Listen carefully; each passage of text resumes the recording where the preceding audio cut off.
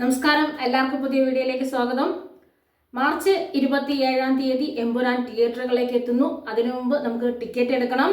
അങ്ങനെ ടിക്കറ്റിൽ book my show on ആയതിന് പിന്നാലെ ക്ലോസ് ആയി. ഏത് ലിയോയൊക്കെ തീർന്നു.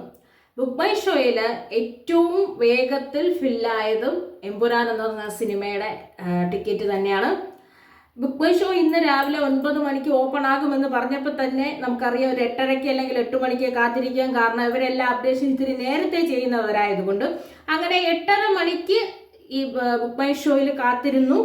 ടിക്കറ്റുകളെല്ലാം പ്രീസെയിലിംഗ് അത് വളരെ ഗംഭീരമായി തന്നെ നടന്നു. സെർവർ എററായി. അത്രയ്ക്കും ആൾക്കാർ ഈ സിനിമ കാണാൻ വേണ്ടി കാത്തിരിക്കുന്നുണ്ട്. നമുക്കറിയാം FDFs അതായത് ഫാൻ ഷോ നടത്തുന്ന 6 മണിക്കുള്ള ഷോ ട്രിവാൻഡ്രത്തൊക്കെ എത്രയോ ദിവസങ്ങൾക്ക് മുമ്പ് തന്നെ ഫില്ലായി കഴിഞ്ഞതാണ്.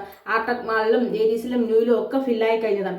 അതിനുശേഷമാണ് ഇപ്പോൾ ബുക്ക് മൈ ഷോയിൽ ടിക്കറ്റ് വീണ്ടും കാണാനുള്ളത്. അത് ഒരാഴ്ചയുണ്ട് സിനിമയ്ക്ക്. ആ ഒരാഴ്ച മീൻസ് അതിന് 6 ദിവസം മാത്രമേ ഉള്ളൂ. 6 ദിവസം കൊണ്ട് 6 ദിവസങ്ങൾക്ക് മുമ്പ് ടിക്കറ്റ് പ്രീ ബുക്കിംഗ് ചെയ്യാമെന്ന് പറഞ്ഞ് തുടങ്ങിയിരുന്നപ്പോൾ തന്നെ ടിക്കറ്റ് ഫില്ലായി കഴിഞ്ഞു.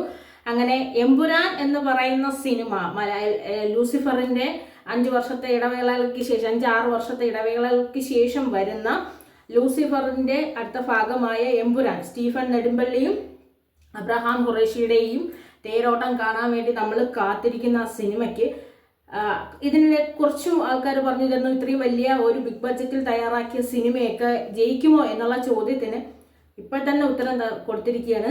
ഈ സിനിമ കാണാൻ ആളുകൾ കാത്തിരിക്കുകയാണ്.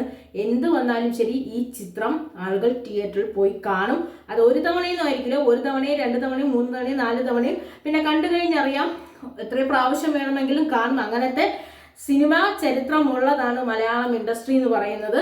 അതുകൊണ്ട് തന്നെ ഇന്നത്തെ ബുക്ക് മൈ ഷോയിൽ ടിക്കറ്റ് സെയിൽ ചെയ്ത് തുടങ്ങിയപ്പോൾ തന്നെ ലാലേട്ടനുള്ള സ്നേഹം, മലയാള സിനിമയോടുള്ള സ്നേഹം എല്ലാം നമ്മുടെ ആരാധകർ കാണിച്ചു കഴിഞ്ഞു. അവരെല്ലാം ടിക്കറ്റ് ബുക്ക് ചെയ്ത് ഇനി ഷോ തുടങ്ങിയാൽ മാത്രം മതി എന്നുള്ള രീതിയിൽ അവർ വെയിറ്റ് ചെയ്തിരിക്കുകയാണ്.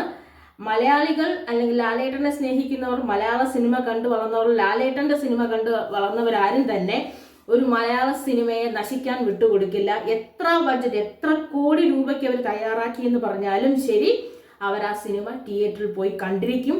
അവർ മാത്രമല്ല കുടുംബസമേതവും കണ്ടിരിക്കും. ഈ വെക്കേഷൻ മുഴുവൻ എമ്പുരാന്റെ ദിനങ്ങളാവും.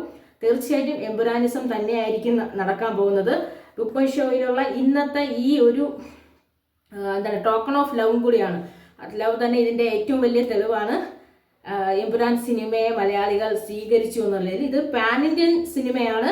അതുകൊണ്ട് തന്നെ എല്ലാ ഭാഷകളിലും ഇറങ്ങുന്നുണ്ട്. അതും നമുക്ക് സന്തോഷമായ കാര്യം തന്നെയാണ്. മലയാളികൾ ഒരിക്കലും ലാലേട്ടനെ കൈവിടില്ല.